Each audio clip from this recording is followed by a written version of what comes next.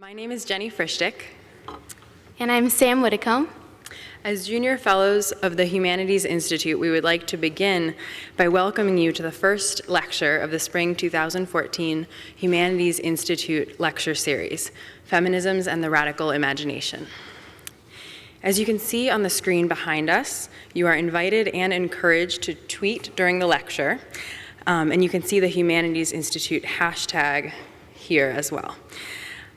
Also, you should have received a small survey when you came in the door, and if you could please drop those at the table in the lobby on your way out, it would be much appreciated. Our speaker tonight, Terri Skillman, was raised in India from the age of 5. She is fluent in both Hindi and English and studied Indian classical music and dance at Woodstock School, where her parents taught in the Himalayan mountains. Terri graduated from Wesleyan University with a concentration in ethnomusicology and received her master's degree in ethnomusicology as well, focusing on Bombay Hindi film studies, film songs from the University of Hawaii. She received her PhD in ethnomusicology from the University of Hawaii at Manoa, and her dissertation examines the Hula tradition at the Merry Monarch Festival in Hilo, Hawaii. She also holds a certificate in International Cultural Studies from the East-West Center in the University of Hawaii. Terri has been active as an arts administrator in public folklore and ethnomusicology outreach programs. She has worked on projects for the Smithsonian Folklife Festival, the National Endowment for the Arts, New Jersey State Council for the Arts, Hawaii State Council for the Arts, Asia Society, New Jersey Performing Arts Center, and the World Music Institute. Terri is currently the outreach coordinator for the University of Hawaii at Manoa Library, where she has worked with the community to present 2 TEDx Manoa events focused on traditional Hawaiian knowledge in the new millennium. With that impressive list of accomplishments, we are truly honored to introduce Terri Skillman, here all the way from Hawaii to speak with us tonight. Thank you.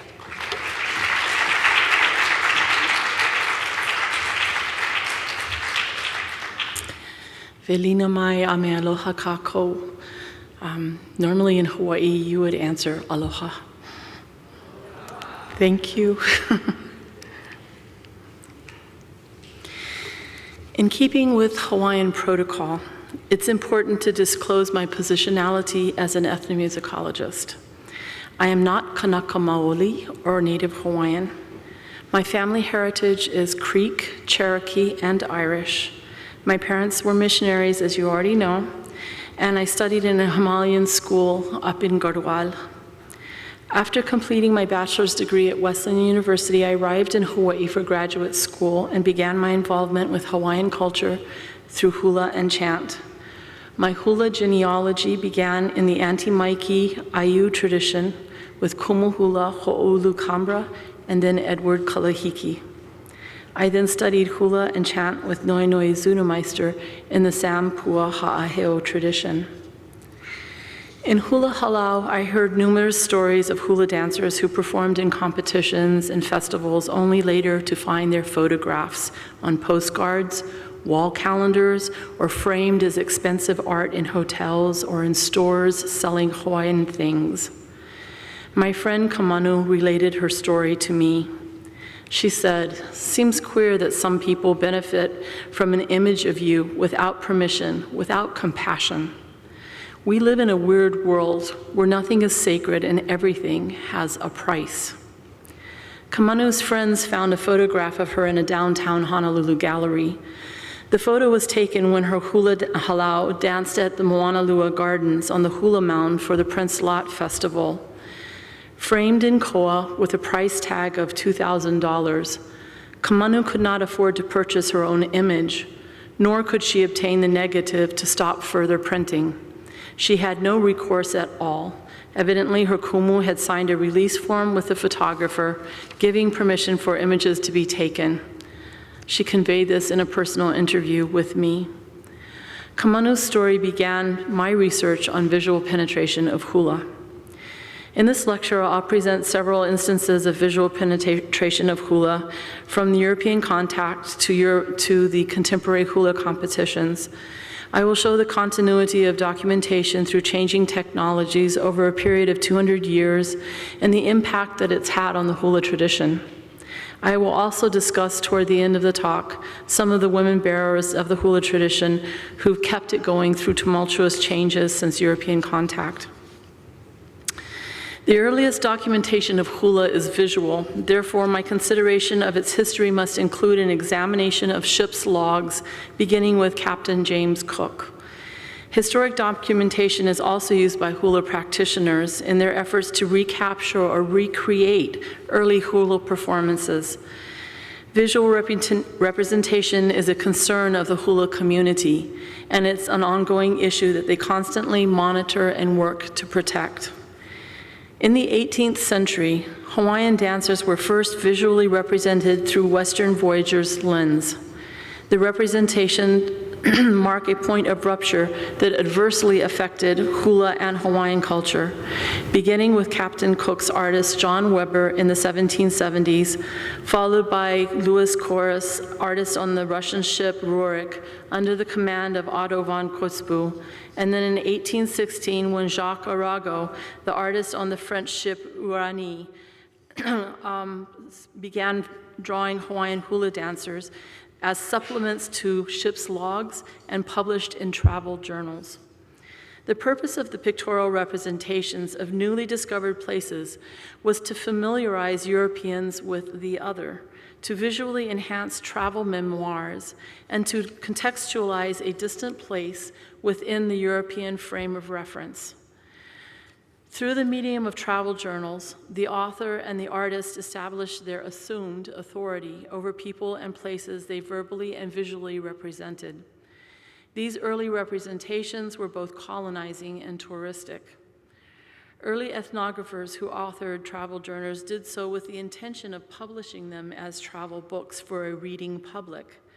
Their perceptions and projections formed the lens through which Hawaii was represented to the Western world, and a disproportionate relationship was established. Anthropologist Drew Kapp focused on representations of voyaging artists through the Pacific, such as John Weber, Louis Corus, Jacques Arago, and according to Kapp, he says, the impulse to document as objectively as possible on the part of Western voyaging artists may be due to some extent to an interest in asserting a presence of self. In representing the Pacific, early explorers were, in effect, leaving their mark on territories visited. By documenting landscapes and people encountered, the voyagers were taking possession of those sites, possession that was transferred back to the West, usually assuming a political form, the colony. Western artists' conventions, such as those that use the perspective and visual representation, served as tools in which to accomplish this. What results is a representation, a series of documents made by and for European men that speaks of European men in relation to others and their spaces and even to themselves. Okay, I should forward the slide for you. Illustrators on board ships in the late 18th century and early 19th centuries depicted Hawaiian natives in the classical Greek style with cherub features, toga-like clothing. This style of illustration relegated the subject to the mythical past and simplified the native as childlike in nature. According to Chicago anthropologist Marshall Solins, Captain Cook arrived in Hawaii at the time of the Makahiki Festival. Makahiki Festival usually is around October, November in Hawaii. And Cook, he said, was mistaken for the god Lono. Solins argued that this was the reason that Hawaiian men would share their women with the gods for the benefit of the community and the family.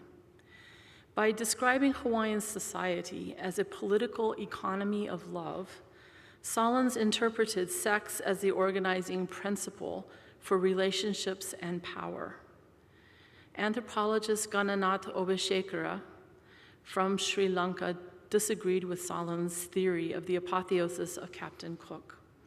According to Obeshekara, Solons denied natives the agency of making discriminating perceptions and opinions about their own beliefs. Solons assumed that native traditions, such as the makahiki, were unchanging, when in fact, rituals could be postponed for an appropriate time if they were interrupted. Solons also neglected to see that ritual sacrifices must have specific qualities for the ritual to be performed correctly. And for this reason, the death of Captain Cook on the beach of Kealakekua cannot be interpreted as a sacrifice. Obeshekara objected with Solons's theory, arguing that Native Hawaiians were intelligent and discerning of their own beliefs and their own rituals. How could Solons presume that a culture so accomplished with ocean navigation could be so naive as to mistake Cook's floating ship as a temple? Solons also never questioned how Cook could have understood spoken Hawaiian to recount conversations that were entered in the ship's log.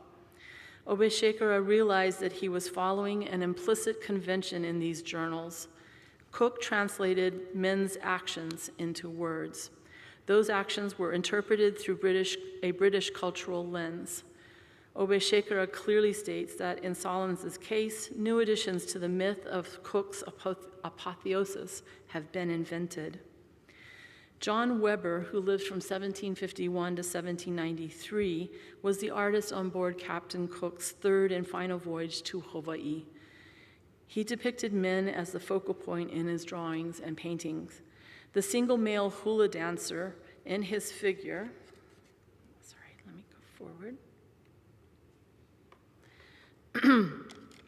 was the first hula dancer to be imaged.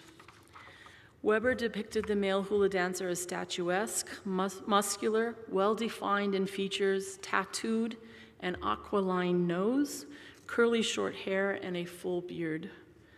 Weber was unable to capture the proportions of the Hawaiian body type and substituted the more familiar Greek body type. These plates were reprinted frequently for circulation in Europe.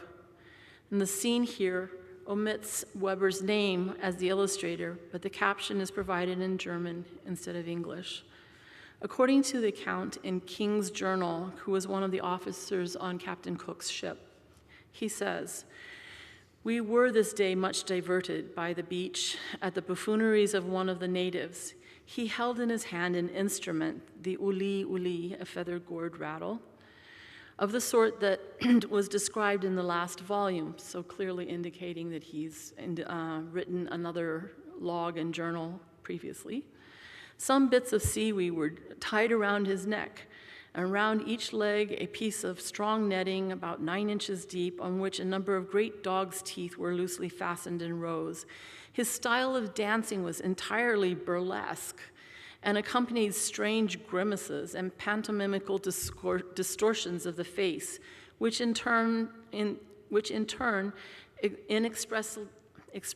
seemed expressively ridiculous, yet on the whole was without much meaning or expression. Mr. Weber thought it worth his while to make a drawing of this person as exhibiting a tolerable specimen of the natives. The manner in which the maro," he means malo, the loincloth, "is tied, and the figure of the instrument, which in this case is the uli, and the ornaments around the leg, which he didn't know the name at all, but is ilioula, which at other times we also saw used by other dancers. The illustration documents that the gourd rattle, the uli, and the leg rattle, kupe'e is on either hands or feet, or this particular one, kupe'e niho ilio. And the seaweed was actually not seaweed, it was a tea leaf that was shredded. But King did not know the foliage of Hawaii, nor did he understand the symbolism of using tea leaves as adornment. Both of these implements have made their way back into the 20th century hula performances as implements and accessories that demonstrate the importance of intertextuality of historic resources and contemporary research by hula masters. King's narrative clearly indicates a complete lack of understanding of language and of hula that's performed, and provides his interpretation of native behavior through a British cultural lens. Louis Chorus, who lived from 1795 to 1828, was the artist on the Russian ship Rurik. He was the first artist to depict female dancers in his engraving Dance of the Women of the Sandwich Islands. See here. In engraving, the hula female dancers are generic in appearance and slightly elongated torsos and no facial features. The female dancers provide the entertainment for the male European audience, who are clearly marked as guests in their European clothes and top hats, seated separately on what appears to be a log. In contrast, the scantily clad natives are seated on the ground behind the dancers. The three groups are located in three spaces within the frame of the event, which suggests that the European male was not able to differentiate native women from each other. As a result, the female other was collapsed visually into a single feminine unit, and the lack of individuation made consumption of the female other visually easier for the European male. The misconception on the part of Europeans that hula performance was entertainment instead of ceremonial had a devastating effect on hula dancers. Within the context of the Euro-American culture, only women of ill repute danced for entertainment.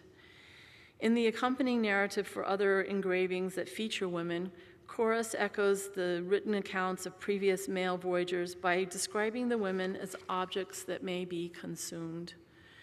The hula lole, or the dance attire, depicted by Chorus has influenced hula attire used in competitions at Merry Monarch Festival, King Kamehameha competition, and others, again demonstrating the intertextuality of this historic image.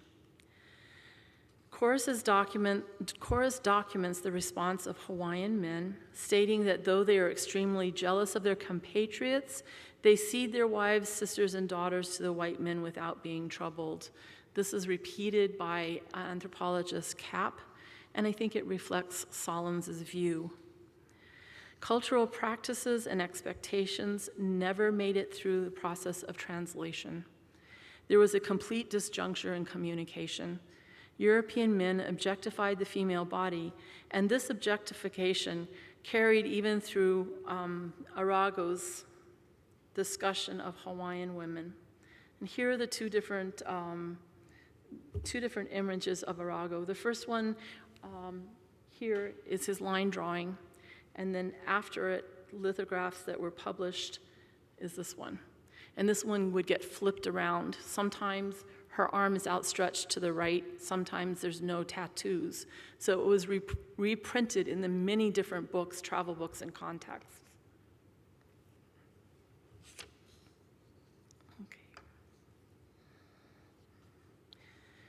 Okay. The engraving Young Woman of the Sandwich Islands Dancing images a woman seated noho with a ipuvai, a water gourd, placed on the ground beside her. This image was printed numerous times. Sometimes the body marks her clearly as the other. In his letters, Arago describes the Hawaiian woman's body in detail, but never once made mention of her facial features. He wrote, "They ornament in performance the most delicate parts, such as the cheeks and the breasts. What guilty profanation! The busts of these females seem in general to rival everything which the ancients have told us of that part of the Greek and Georgian beauties. Unconstrained by stays or bands, it attains the size and elasticity of nature. It is neither too large nor too small, but comes firm and separated. The dignified breadth of this part of the young women and their small feet and hands are the principal beauties to which they are indebted for the homage voluntarily paid to them by strangers." European men observed female performance and did not know nor understand the significance of the tattooing of her bare breast, which was misinterpreted through a European lens as disfigurement and erotic. Even Arago's descriptions, he likens Hawaiian women to the stories of mermaids and sirens in Greek mythology. He wrote, "In the country, young women are sometimes seen who cover their bosoms with a plantain leaf to protect them from the heat of the sun, which reminds us, though a rather grotesque form, of the naiads of antiquity, which have been represented to us by the imagination of the poets as leaving the waters to toy with mortals." The perceived eroticism of female dancers was interpreted by a European cultural value system. The depiction of eroticism from the Western male's gaze has stereotyped hula dancers and Hawaiian women for 2 centuries. It is precisely this gaze that has made contemporary photographers in Hawaii, such as Kim Taylor-Reese, who I'll be mentioning more later, successful in the global marketing of hula dancers' images in the guise of nostalgia. With this negative representation of Hawaiian gender and sexuality well established in written and visual documentation, Western travelers, in the next step of the colonization process, was to transform the visual appearance of native bodies and cultural practices using hula as a political scapegoat. Native scholar and political scientist Noenoe Silva noted in her book, Aloha Betrayed, Native Hawaiian Resistance to American Colonialism, that written sources as early as the mid-19th century negatively portrayed the hula and used it as a scapegoat for plantation owners' interests and the justification for importation of immigrant labor. Discussions in newspapers in Hawaii blamed Native support of hula as the cause of Native Hawaiian laziness. Plantation owners could not get the Kanaka Maoli, or the Native Hawaiians, to work under adverse conditions of the plantation in their own homeland, so they turned to the lazy Native stereotype to justify importation of immigrant workers from China. Missionaries also took issue with the purportedly licentious sexual behavior associated with hula. This was in clear violation for the missionaries of Protestant work ethics and Protestant values. In the 19th century, Hawaiians, like other indigenous people, were viewed as children who needed legal protection. This was a common process in the colonial justification for domination of a non-Western, non-white people. Silva's examination of the Pacific Advertiser newspaper editorials shows the readership's dialogue on the topic of public hula performances. The editor's solution was to advocate for legal control of hula, which was blamed as the cause of the socioeconomic problems in Hawaii. To quote Silva, "The principal objection to hula is that it encourages idleness. The spectators who go to see it often abandon their work. It creates a furor that leads to a neglect of more serious concerns of life and consumes the hours that should be devoted to work by those who make the audience." Politically, hula was linked to the ali'i, or the chiefs, and the rise of Hawaiian nationalism in the latter part of the 19th century. The ali'i supported performances of hula as public displays of cultural heritage and validation of their power and authority.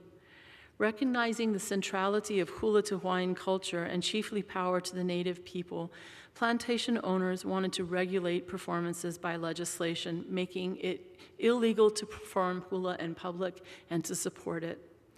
By demeaning hula and hula dancers in newspapers and the newly invented photographic medium, hula was forced underground and became an activity of ill repute. In the 2003 documentary by Tom Kaufman, A Nation Within, Noenoe Silva and Native historian John Osorio demonstrated the cultural and social and political connections between New England missionaries and their descendants who overthrew the Hawaiian kingdom with the officials in the federal government in Washington, D.C. Given this documented fact, it's possible to see that missionary descendants shared in dominant cultural attitudes that were prevalent on the continent as a continuation of the romanticized notion of the Pacific other as noble, but by virtue of their naturalness, are pure on one hand and savage, barbaric, and violent on the other hand. According to Native historian Philip Deloria, he wrote, "The familiar contradiction we've come to label noble savagery is a term that both juxtaposes and conflates an urge to idealize and desire the Indians and a need to despise and dispossess them. Noble savagery has a long history. If one emphasizes a noble aspect, as Jacques Rousseau did, pure and natural Indians serve to critique Western society. Putting more weight on savagery justifies and perhaps requires a campaign to eliminate barbarism. Two interlocked traditions, one of self-criticism and the other of conquest. They balance perfectly, forming one of the foundations underpinning the equally intertwined history of European colonialism and European Enlightenment." In his book, Playing Indian, Deloria discusses America's obsession with Native Americans as an important part of the construction of American identity. Indians, it is clear, are not simply useful symbols of love-hate ambivalence of civilization and savagery. Rather, the contradictions embedded in noble savagery have themselves the precondition for the formation of American identities. To understand the various ways Americans have contested and constructed national identities, we must constantly return to the original mysteries of Indianness. This same ideology was brought to Hawaii with the missionaries, the travelers, and the businessmen. In Hawaii, however, this was achieved not only through playing Hawaiian, but by marrying into Hawaiian families on one hand, and by displaying Hawaiians in photography. Native Hawaiians, like Native Americans, were seen as an inferior race. Caucasian settlers rationalized that the only way for Hawaiians to progress was to take away their lands, isolate them, and keep them segregated from white men. The process of Europeanizing Hawaiians led to their status as degraded primitives encoded by the ills of modern Americanized society, both drunkenness and violence. Furthermore, Caucasians imposed a parallel social structure on Hawaiians. The Hawaiian elite mimesis of European royalty afforded missionary descendants the opportunity, through intermarriage, to play royalty within the framework of island society and politics. It served as a means for missionary descendants to gain power, status, land, and wealth in a new territory, something they would not have been able to accomplish in the continental colonies or in the newly independent nation of the United States. In effect, the settlers, or haules as they are called, were able to reinvent their personal identities, to write anew the genealogies of their descendants, and to acquire a place for themselves through marriage and redivision of land. But as post-colonial philosopher Homi Bhabha aptly noted, mimicry always falls short of the dominant model. In Hawaii, mimicry by the Hawaiian monarchy also provided the justification for missionary descendants to overthrow Queen Liliuokalani by rationalizing that the monarchy was corrupt and incapable of governing. In the mid-19th century, there were three events that had an adverse effect on the Hula community. The first was the Great Mahele of 1848, or the redistribution of lands in Hawaii, which was legislation that disrupted the traditional land use system for the Hawaiian people. This displaced common people from the lands on which they traditionally had land use rights. The second event was the banning of hula performances in the public legislature. The ban had far-reaching repercussions on cultural memory and language. According to native ethnomusicologist Amy Stillman, the dismemberment of poetic repertoire from practice and performance preempted the work of intra-group memory. For performances and audiences alike were increasingly cut off from engaging with processes of remembrance. The potential for expanding meaning structures was replaced instead by the continuity of hula as an emblematic system that authored cultural identity, one through which Hawaiians could mark a clear boundary between Hawaiianness and foreignness. The third event was the arrival of the photographic technology in 1849. This is the visual mahele. The first photographers were Caucasian, and their photography ruptured the process of representation for Native Hawaiians. According to American Studies scholar Karen Kosasa, the visual representation of non-native photographers in Hawaii contributed to the creation and maintenance of a colonial society.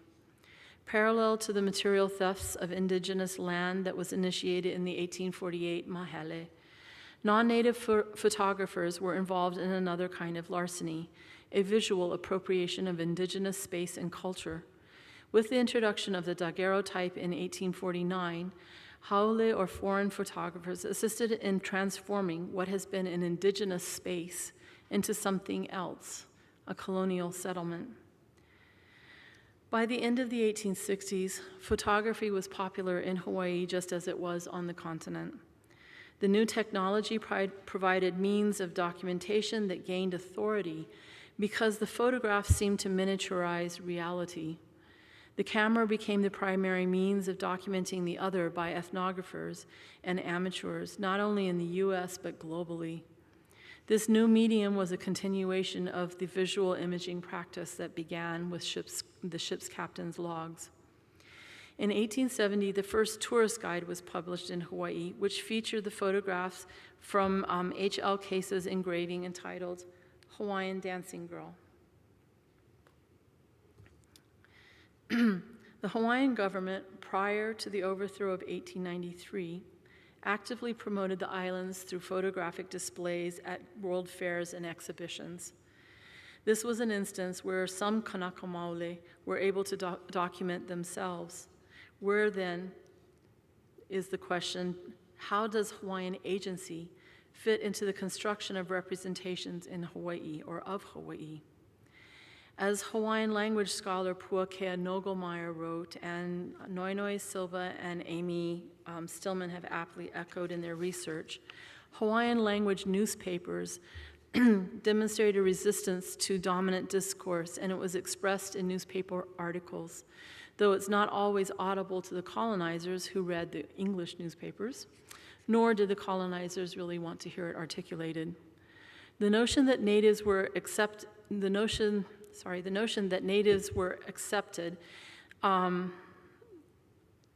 that they accepted radical social change and visual documentation of themselves is a dominant view which Philip Deloria also commented on in his book, Playing Indian. He said, "It would be a folly to imagine that white Americans blissfully used Indianness to tangle with their ideological dilemmas, while native people stood by idly, exerting no influence over the resulting images. Throughout a long history of Indian play, native people have been present at the margins, insinuating their way into Euro-American discourse, often attempting to nudge notions of Indianness in directions they found useful. As the 19th and 20th centuries unfolded, increasing number of Indians participated in the white man's Indian play, assisting, confirming, co-opting, challenging, and legitimating the performative tradition of Aboriginal American identity. In Hawaii, the Hawaiian monarchy actively played an important role in challenging and legitimating Native Hawaiian identity through photography. The four holy ones, Nalani-Eha, the sibling chiefs Leleohoku, Likelike, Kalakaua, and Liliokalani, represented Hawaiian culture and traditions in a modern context. Hawaiians are known for their ingenuity, their ability to adapt and to innovate. Hawaiian language scholar Puakea Nogelmeyer noted in his 2012 TEDx Manoa talk that the Hawaiian royalty supported literacy as a national project, beginning with schools in 1821. Missionaries arrived in 1820, so just a year later, the chiefs already established schools. A printing press in 1834, and Hawaiian language newspapers that spanned from 1834 to 1949. By 1840, Hawaii was almost universally literate. Even the continental USA could never boast that level of literacy at any point in history. Hawaiian language newspapers became a repository of cultural information from chants, stories called mo'olelo, public debates, opinions, and responses to political issues, To date, no history book used in the Hawaii Department of Education system in any of the schools includes Native perspectives from these primary resources. The continuity of the hula tradition was broken by the political ban in 1850s, so participation in hula went underground, and it also moved to outer islands. So the further away you were from the government center, the better off you were. And performing hula became a cultural identity marker. It became a symbol of resistance. King Kalakaua stood in defiance of the growing settler power in the islands by publicly supporting hula and Hawaiian language as a display of his sovereign power. A comparison of photographs of hula dancers at King Kalakaua's 49th birthday in 1891 with touristic photos yields a completely different image of hula, one that contests Western gaze and provides a counter-discourse that challenges Native portrayal of hula dancers. Here are some photos from the State Archive of Kalakaua's 49th birthday celebration at the Iulani Palace in Honolulu. You can see this is the bandstand created for the Royal Hawaiian Band. The ipus, the drums being played, they're seated on mats. Notice the dress.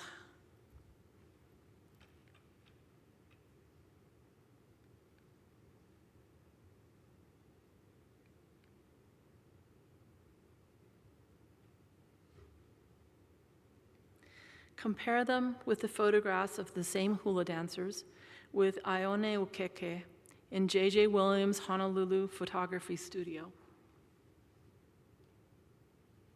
The vibrance is missing, the expression's not there, they're posed.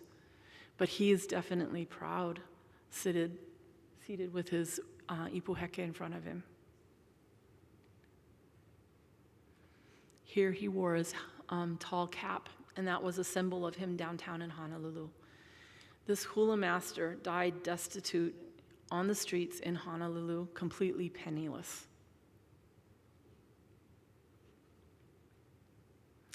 A series of photographs of Aione Ukeke's hula dancers was made in the hula studio of J.J. Williams. In a modern print from the original wet plate collodion negative, hula dancers posed in front of the studio backdrop. At the edge of the negative, two children were blurred by motion as they waited impatiently for the photographer to complete the exposure. The trimmed image sold by Williams edited these dancers from the context of their families. Normally, when you see this in print on a postcard, it's just the three dancers. The whole studio scenario on the sides is completely eliminated. This process of extracting the image from its context has led to misrepresentation, cultural appropriation, and visual severing of the subject from his or her genealogy, from their place and time in history. Photography became the important marketing tool, selling Hawaii as a commodity. With the overthrow of the Hawaiian monarchy in 1893, the Hawaiians were disenfranchised politically and culturally, and this helped to establish Hawaii as a tourist destination that belonged to America. Political critiques of Hawaii in continental newspapers such as the New York Times were negative, racially stereotyping, and were used to justify America's takeover of the savage island kingdom. This cartoon,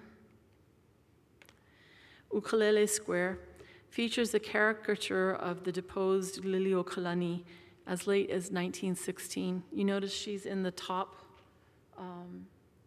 right corner, put on a pedestal. They've got her in a very short Hawaiian grass skirt. Grass skirts weren't Hawaiian either. Okay. So even negative portrayal of the queen was to the advantage of negative stereotyping for the newspapers as well as for the settlers in Hawaii. The rise of tourism as an industry and the solidification of colonialism in Hawaii at the turn of the 20th century coincides with the rise of anthropology and ethnology as academic disciplines in the islands. Both disciplines represent different dimensions of the ethnographic gaze, which has informed representation of hula dancers.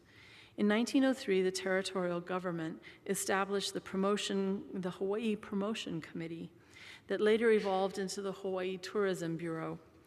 Iconic representation of Hawaii began through tourism and touristic publicity, initially focusing on the landscape and the native women.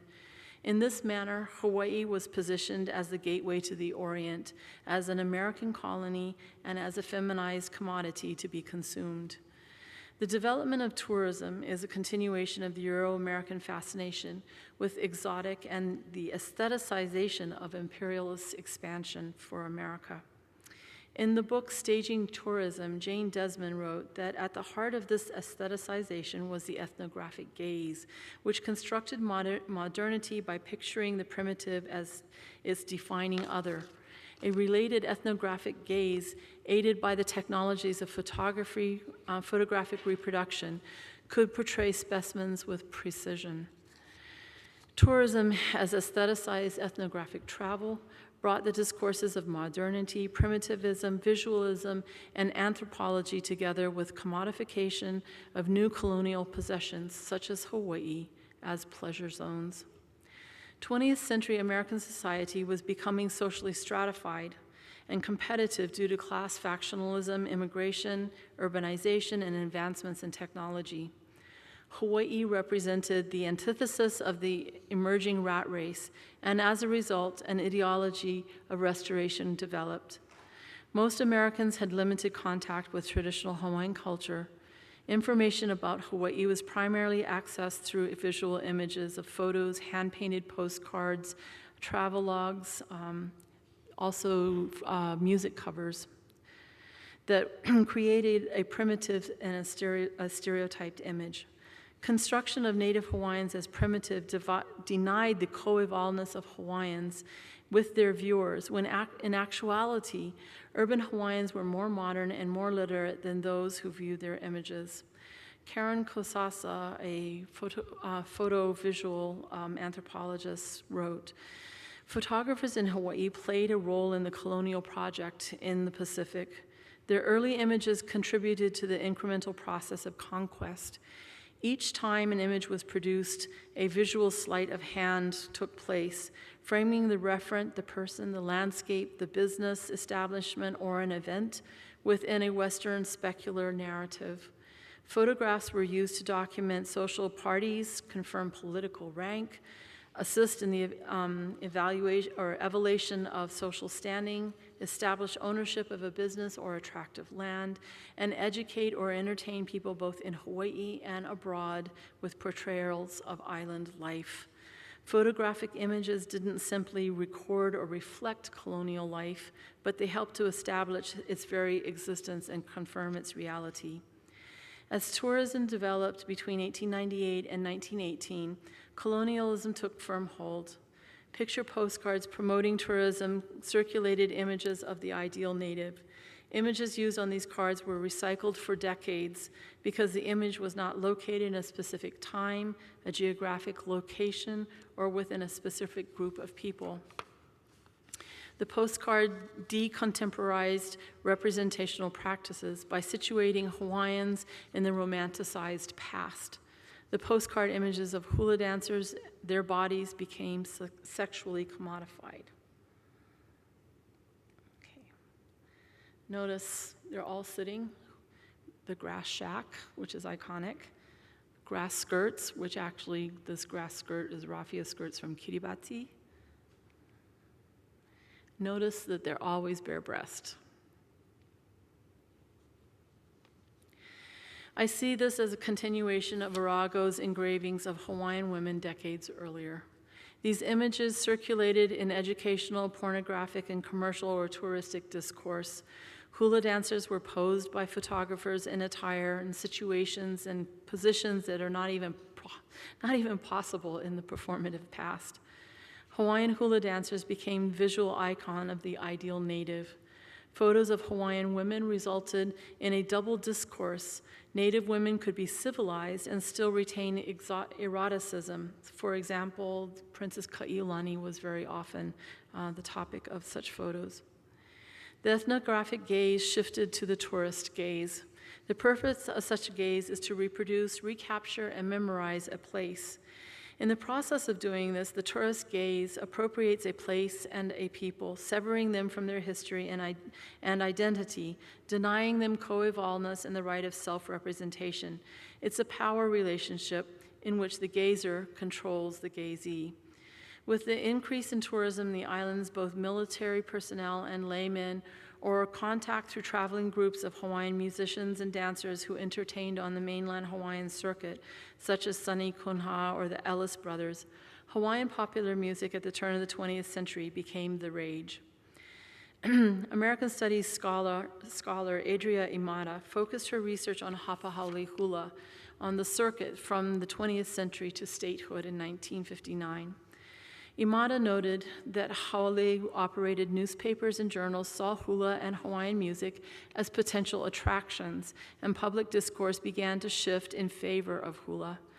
Once packaged properly, Hawaiian culture marked Hawaii as unique, and hula dancers provided Hawaii with its destination image. The Panama Pacific International Exhibition in 1915 featured 10 Pana Alley Hapahaole songs, and not traditional hula, now referred to as hula kahiko, or ancient hula. Hawaiian musicians gained a reputation as nightclub entertainers. 3 of the most popular venues for Hawaiian entertainers were New York City, Las Vegas, and Los Angeles. Photo illustrated or coffee table books developed as a popular genre through which USA or American imperial archipelago was depicted. Narrative texts and photo-illustrated books appear to be scientifically objective, and the camera's eye was assumed to be truthful in documentation. Coffee table books are part of a popular genre that attempts to present factual record of place and culture for the dominant viewer. Here is an example from Terrence Barrow's book in 1967 of a Maori woman, a painting, always bare-breasted. And then his photograph, always bare-breasted. Women do wear shirts in Hawaii. Polynesian Women by Terrence Barrow is an example of the photo-illustrated book that disguises racism and soft pornography as an objective study of Polynesian women.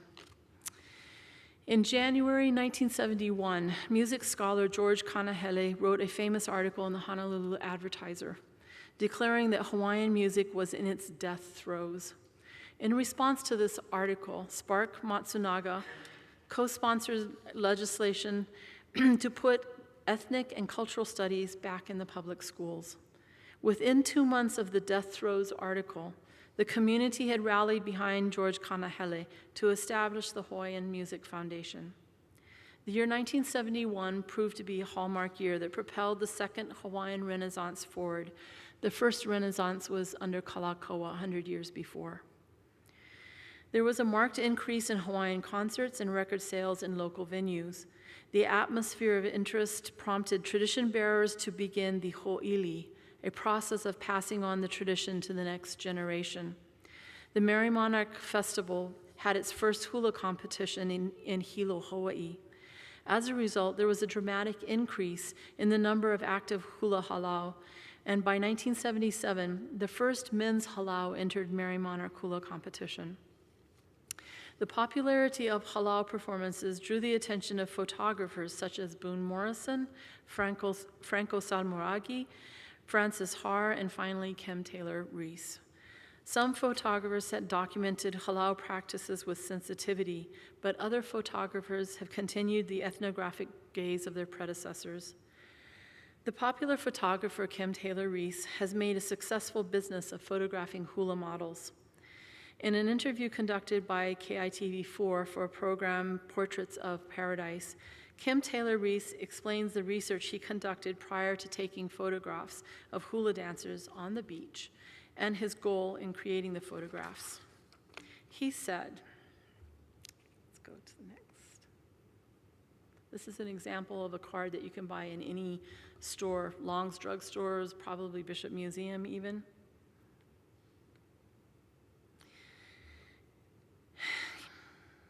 He says, I think the original photographs have gotten to a point where the average person on the street really can't afford one unless they're putting art collector or something like that. This is referencing his own hula photos.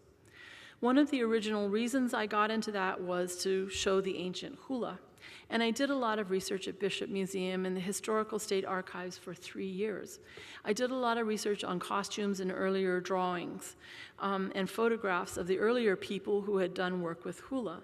And one of the things I found in the Bishop Museum, too, is that back in the 1900s, when they first started photographing hula, the film was too slow to catch them dancing. So most of the photos you see at the Bishop Museum are dancers just standing in a line, which you've already seen.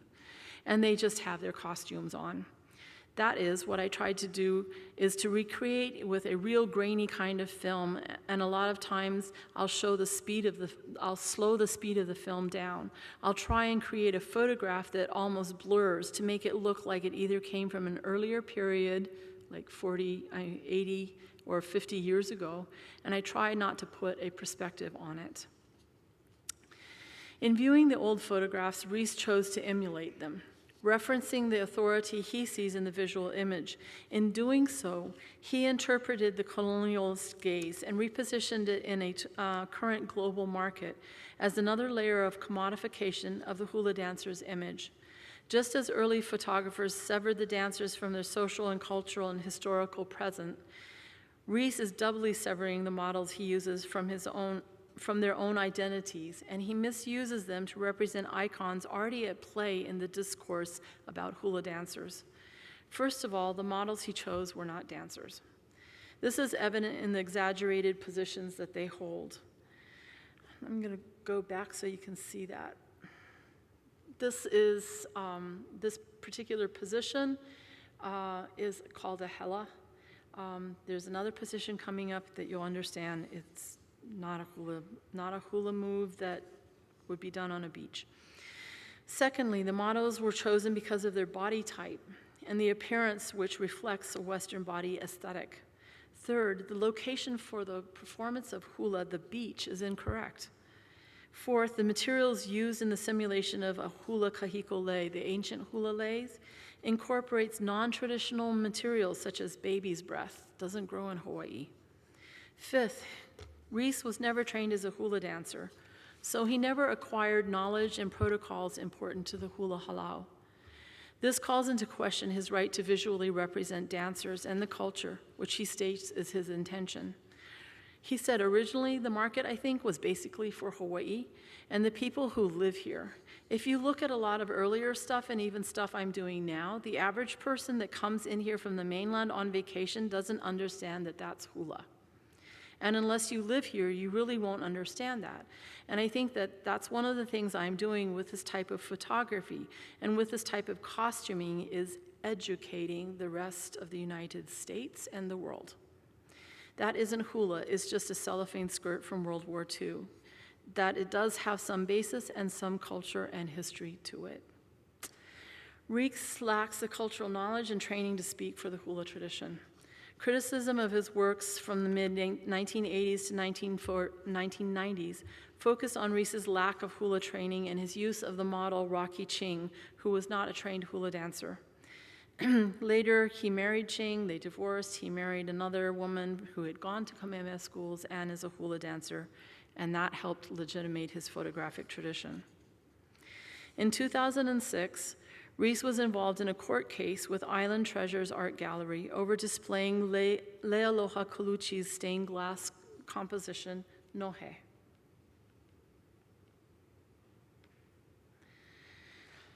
Rees insisted that this particular image and the pose of the dancer is a copy of his 1988 photo entitled Makanani.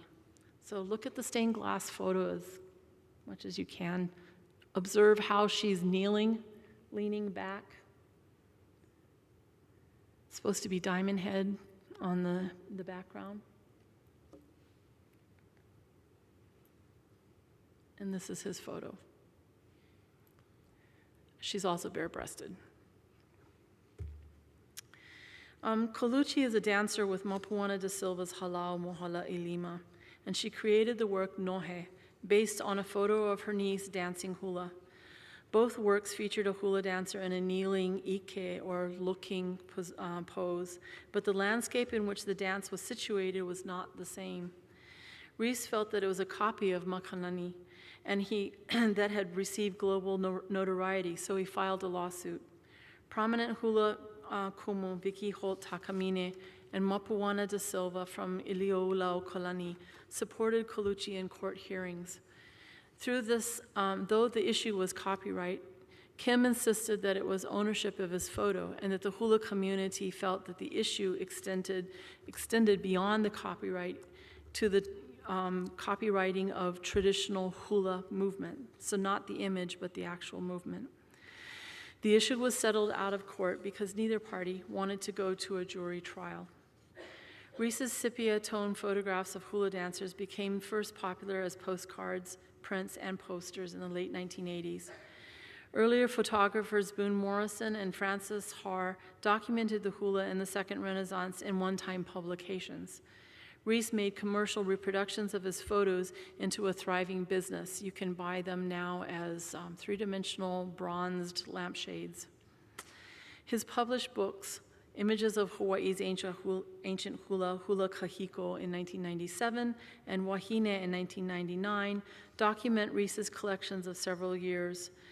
The transition to commercial business is using a traditional art form has brought conflict between the photographer, who is protected by American copyright laws, and the po'e hula, or the hula people, who follow traditional practices. In this case, as with other cases involving Native cultural traditions, copyright laws work against Native peoples. The foundational principle of copyright is that the work can be protected only when it's been translated into a tangible medium. Kim Taylor Rees did exactly that. By fixing an image of the hula dancer with photographic film, he felt he owned the copyright of the traditional movement depicted in the photo. Hula practitioners have begun advocating for intellectual property rights that will better protect indigenous traditions and knowledge. Rees's photography, which began as nostalgia and was purchased by the local community, has now moved into the tourist commercial domain and does not receive as much support from local Hawaiian halau. His photography has become principally a commercialized tourist art form. Photographers' appropriation of hula dancers' images for commercial purposes is a continuation of the touristic and ethnographic gaze.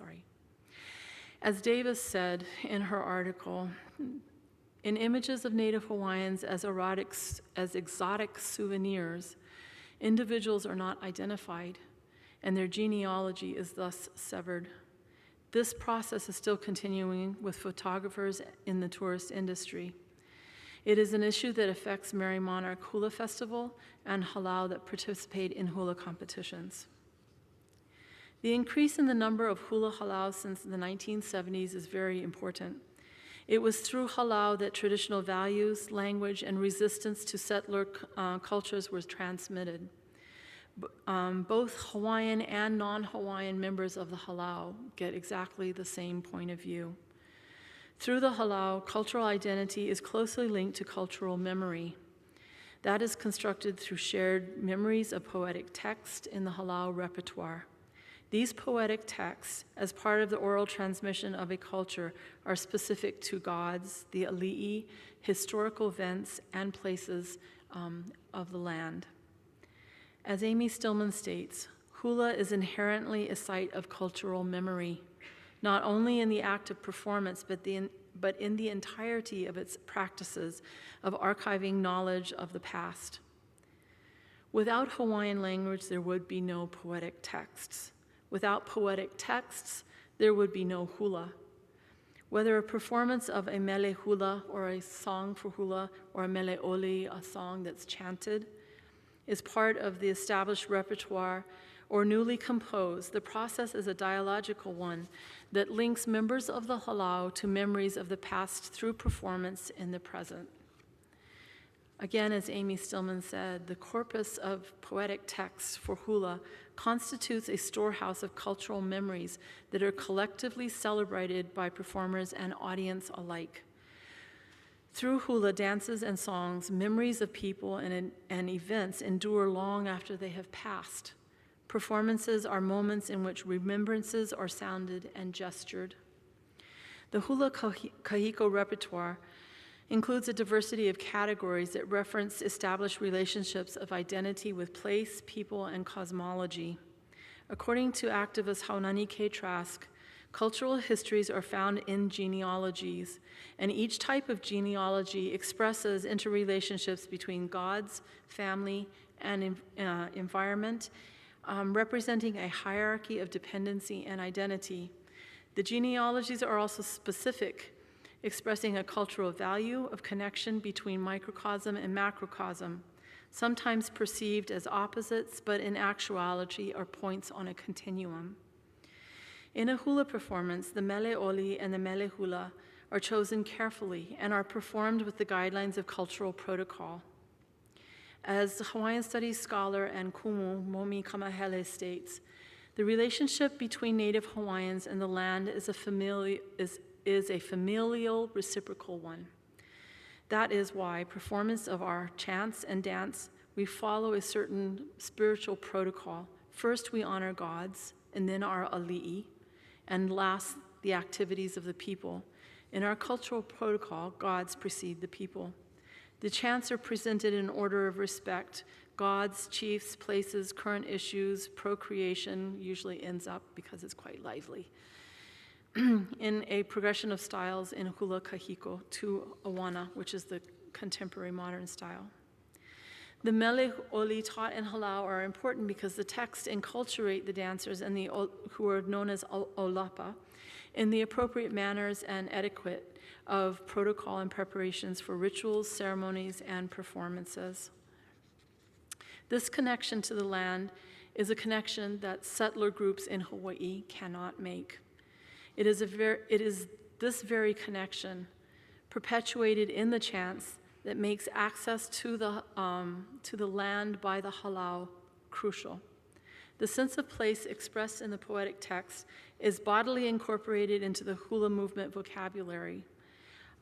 Stillman calls this vocabulary geographical motions. She says the dancer's body serves as a geographical and personal space referent in the dance. And the geographic reference is from the if it's from the navel, then metaphorically it represents the center of the universe. Also here a lot of reference to piko. Piko is the navel, the center. Hand gestures at the navel level depict things on earth or actions on earth. Gestures above the shoulders depict things or actions in the sky and in the heavens, while gestures below the navel depict things or actions that are in or on the ocean. These gestures are means of embodying the olapa's relationship to the land. In narrative stories of the halau in the 20th century, women who were the tradition bearers or keepers of the hula are highly regarded. They learn from the sources, or the 19th century sources, the chanters, the teachers. These women are their only connection. They were practitioners from the mid-late 18th century into the 19th century, and they provide the only link to fragmented but unbroken traditions, especially with the hula kapu, which means kapu is protected, and the ku'ahu, or the altar for hula. The women tradition bearers were, here you see Eleanor Hiram and Edith Kanakaole, Iolani Luahine, and on the far right, the last woman is Lokalia Montgomery. And the top left, you see Sally Woods Naluai, Mary Kavena Pukui, and on the bottom, this is a shot from the National Geographic article that covers the Zunameister family. Auntie Koi is the one who's dancing.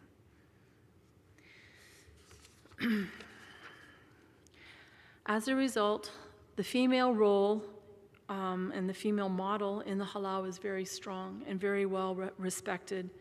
The image of the Hawaiian woman in halau contests the colonial construction that is actually a projection of the desires of the white male onto the Hawaiian women. The halau constructs and asserts a female model that resists the assignment of commodified hula dancer that is perpetuated through tourism. In closing my talk, I want to take you back to my friend Kamanu's comment. She said, "It seems queer that someone benefits from an image of you without permission, without compassion. We live in a weird world where nothing is sacred and everything has a price." Hula kahiko is a deeply personal and spiritual art form. Photography can be an invasion, a penetration into a very sacred moment, and depending on how the resulting image is used, a violation that severs the dancer from that spiritual moment, from her tradition and from her culture. Hula dancers have numerous stories of appropriation, misuse, misrepresentation of their photographic images that were taken at hula festivals and competitions without their consent. In hula, cultural values, aesthetics, protocols, and the sense of kuleana, or responsibility, are an integral part of training. Two of the most important issues related to personal experience that were conveyed to me were hewa. Hewa means mistake or error or violation, and pono, which means goodness, equity, or doing the right thing. The visual representations of hula dancers that began with European artists still exerts an influence on visual repertoire in the hula community, wrapping, layering, and altering meaning through new performances. Intertextuality can be seen in the use of attire and implements on the stage of Merry Monarch. The visual appropriation of hula dancers' images has been an issue at the Merry Monarch Festival for years. A tension between halau members who photographed themselves as part of preserving a halau memory at the competition is in conflict with the photographers who take and sell the images they've captured on their film for personal benefit without giving credit to the hula halau or to the individual dancers. So the question is, whose kuleana, or whose responsibility is it? Is it the photographer's responsibility to seek permission before taking photographs, to ask permission before publishing it, and to obtain details from the subject to give credit where credit is due, to ensure that connection between person, family, history, tradition, culture, and place are not severed? If the photographer receives remuneration for the sale of an image, should he share those proceeds with the photographic subject? For hula dancers, this would be a more pono way of handling it. How can the visual penetration of a cultural tradition be reversed? It simply can't, because the images have wrapped over and over on themselves through history. But through telling the stories by Native photographers such as Na'alehu Anthony, who along with Keone Lee founded the only Native Hawaiian TV station, Oiwi TV, a more positive image of hula dancers and Hawaiian culture will emerge for this century. I'd like to leave you with their coverage of the Merry Monarch Hula competition for Hawaiians, by Hawaiians, in Hawaiian.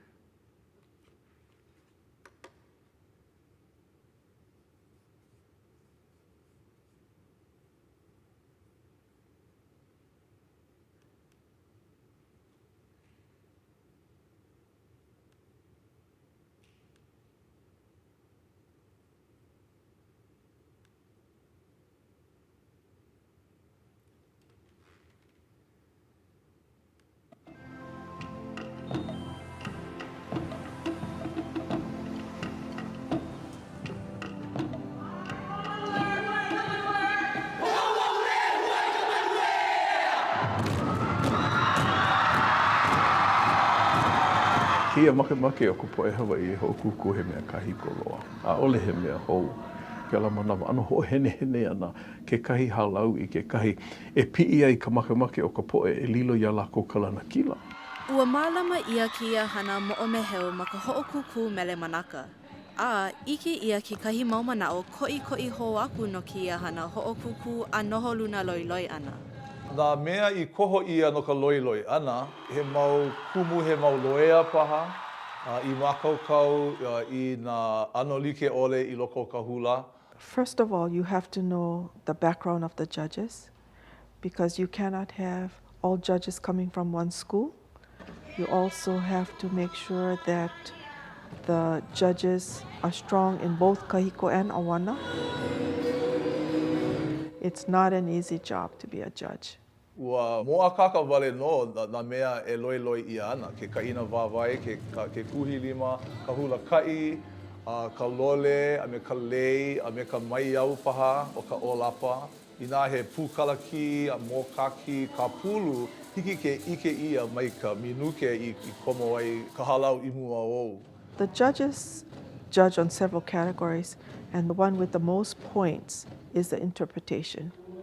So each kumu sends in a fact sheet that tells their interpretation about the mele, what the mele is all about. Oiai, hoʻomakaukau nui ka poʻe o ke lā manawa. O ka poʻe o keia manawa, hoʻomakaukau nui palena ʻole keia poʻe.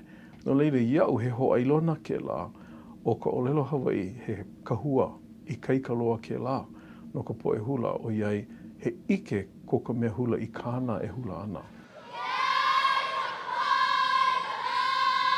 Ma ka hula ana o ke kahi ʻōlapa, I kuʻu manaʻo hiki ke ike ia ke ʻano a ka nā moʻolelo, ka ike mana maka o ka ʻōlapa. It all has to fit. And so they send all of the facts in to judges, and each judge has to read all of those. No leila, ke noho luna loiloi wau, hoʻomaupopo wau, ua hele mai kia poʻe me ka makaukau. Nui koʻu hoʻomaikaʻi I nā halau pakahia wau I ko lākou paʻu nui.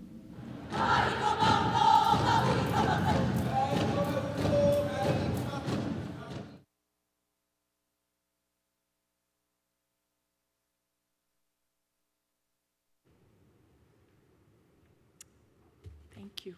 That's it.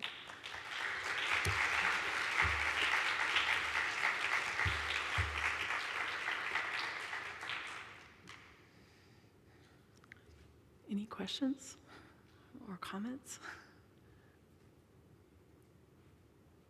Yes. If the younger practitioners of Hula are anything like younger folks on the continent here, they have cell phones that have cameras. Oh, yes. And how will that change the nature of photographic representation of Hula when practitioners themselves are taking selfies? Yeah. You'll see a lot of selfies on Facebook, but they're not published, and it's something you share with friends or with your halau and family. There's no financial gain made from its sale, and it stays within a consumption of a circle of friends. I think that's the biggest difference, and those circle of friends, they know you. And they know what your chant is about. I mean, they've heard you practicing. Before every single performance at Merry Monarch, they give you a synopsis so that you know what that chant's about too. And then it's printed in the program. So there's a lot of information that goes along with it that everybody who follows Merry Monarch collects. And it's part of a shared repertoire. Like, when I gave a talk in a class in the music department, there are a whole bunch of students who are dancers on stage. And I referenced one particular performance by Sunny Ching in 2003, and immediately they all knew it, because it's become part of their visual repertoire too. So I don't think, in halau, you're taught that nobody would give that photo to somebody to publish without permission.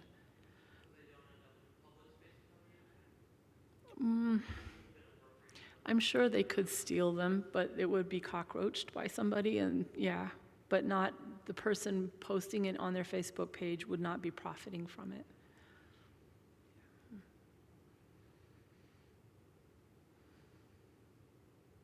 Yes.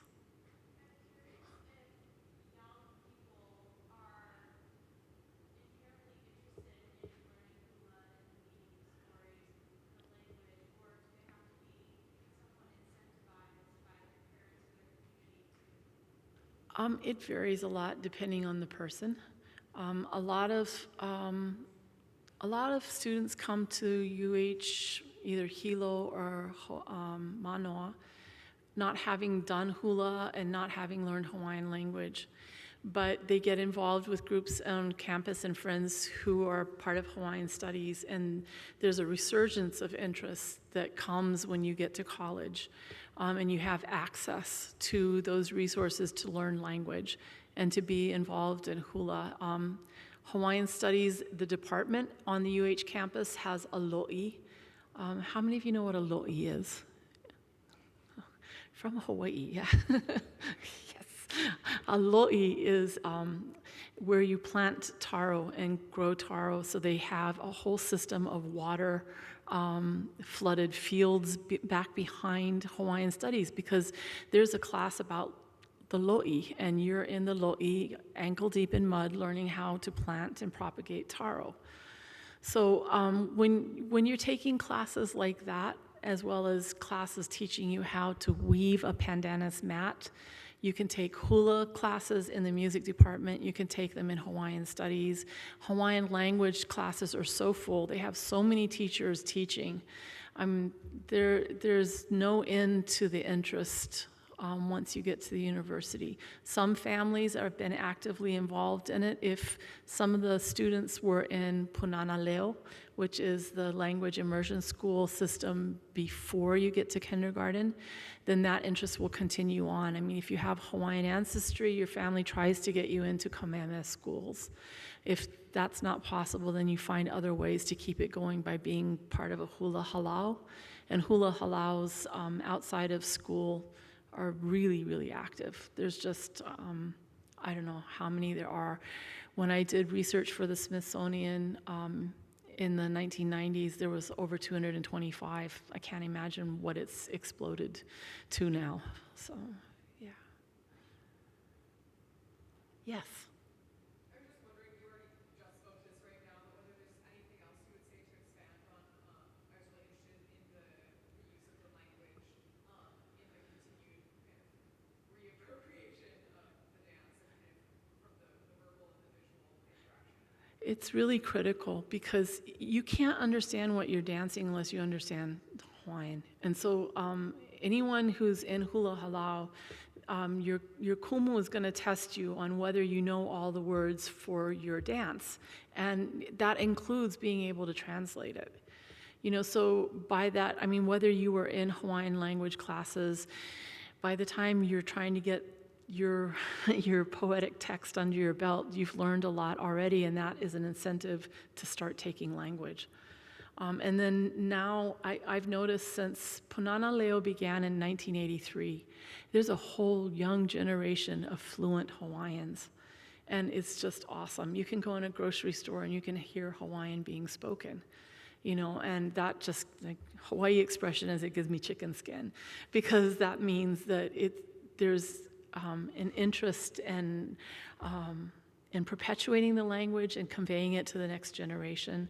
The older generation's still struggling with being deprived of having no resources to learn it. It was illegal to speak Hawaiian, and it was never taught in any schools. The only time you could ever speak it for like since the early 20th century was if you went home and your grandmother decided she was going to speak to you in Hawaiian.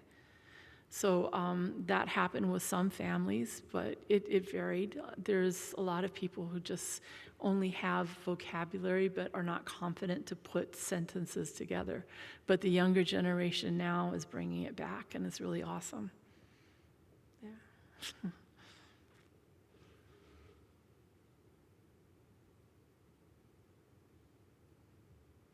Did anything not make sense?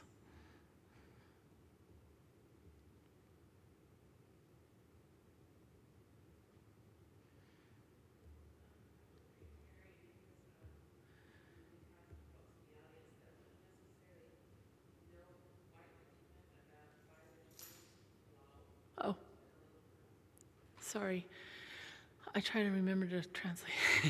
Halau is probably the equivalent word in English is school. So Hula Halau is a hula school or a hula group. And it's always led by a kumu. A kumu is the master teacher. And master teachers have trained with their teacher, and they've now been given permission to open a hula school. So. How many of you have been to Hawaii? Awesome. Did you see a real hula performance, or was it a tourist venue that you got stuck in and didn't see a really good performance?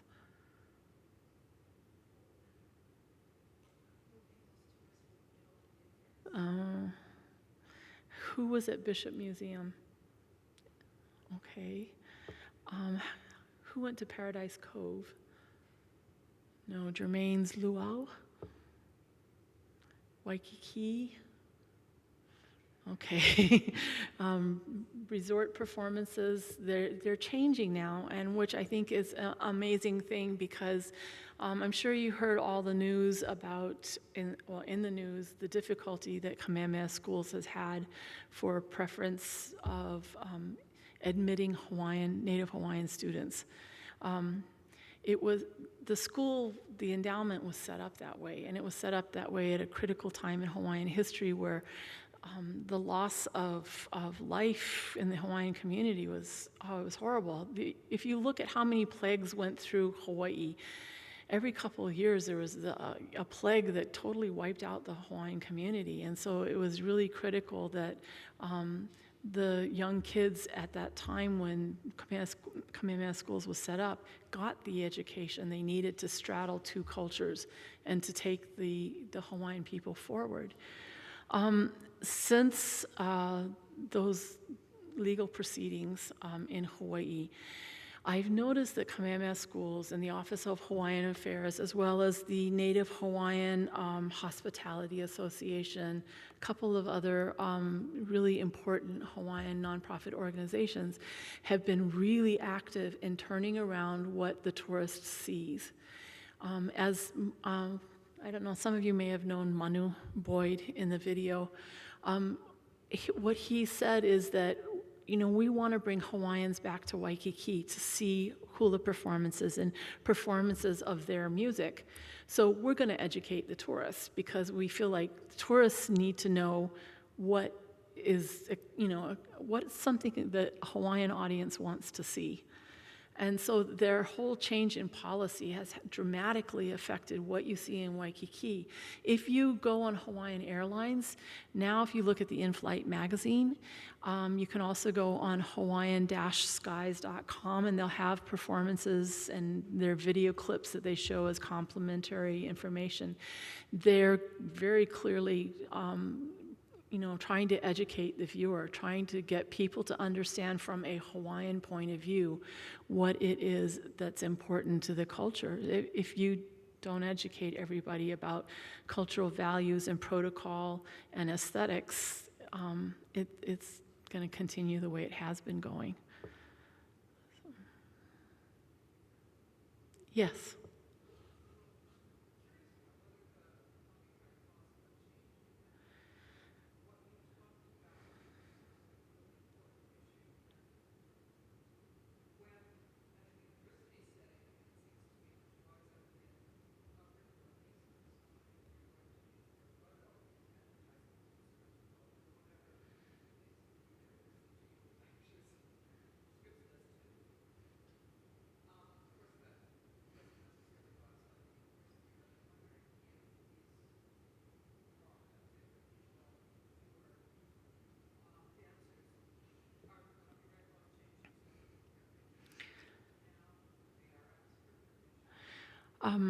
For example, the Merry Monarch Hula competition has really cracked down on photography. They don't let you in the door unless your camera is registered, and they want to know exactly where you intend to publish it if you do.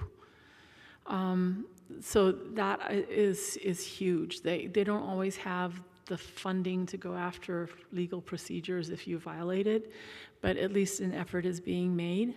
The University of Hawaii has a Native Hawaiian law program, And they're getting a lot of really good Native Hawaiian lawyers who will start taking up a lot of these issues and working to try to change copyright that is in more of the Native interests. And it's not only in Hawaii that it's a problem. I mean, you can look on the world stage with indigenous rights, the Declaration, and the work that's being done at the UN. There's WIPSI that a lot of people in Hawaii go to as a organization that addresses issues for Native peoples in the Pacific. And I know they're working toward it, but it doesn't happen overnight. Yeah. Yes.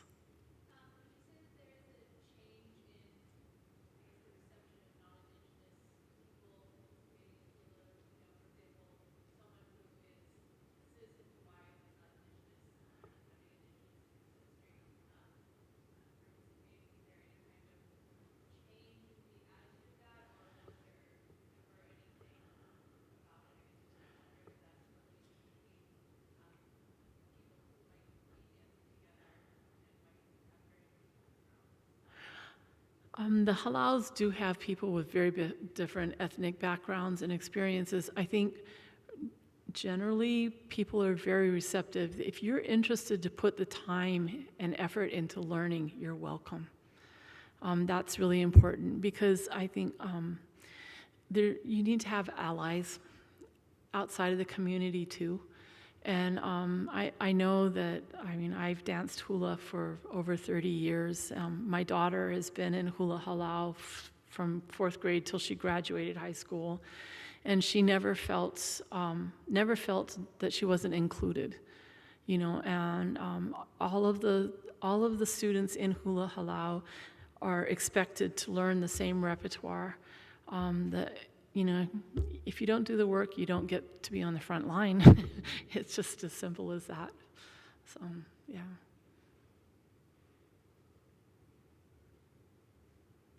Any other questions?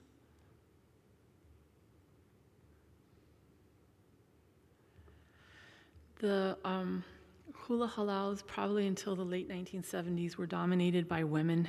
And then this explosion of men hit the stage. And if you can, Merry Monarch Hula competition is now streamed on computer.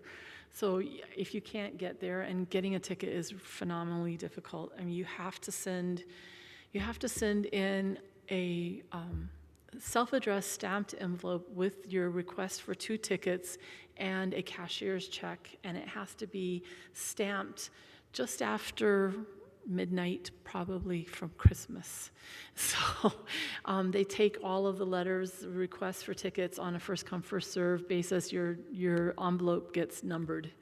And they have a limited number of seats in the tennis stadium. There's only 4,000. So when you can comprehend that all of the islands bring a hula halau, probably 50 people, and then supporters to cook and feed them and help them practice and iron and, you know, finish off their lei making, and the number of hula dancers and their supporters that show up, in addition to the number of audience that gets there. Hotels are double or triple their cost. You really have to plan ahead. It's well worth trying to go if you ever are interested. It's really worth it, but if you can't make it, definitely stream it online. It's worth staying up late to watch it. So, thank you very much.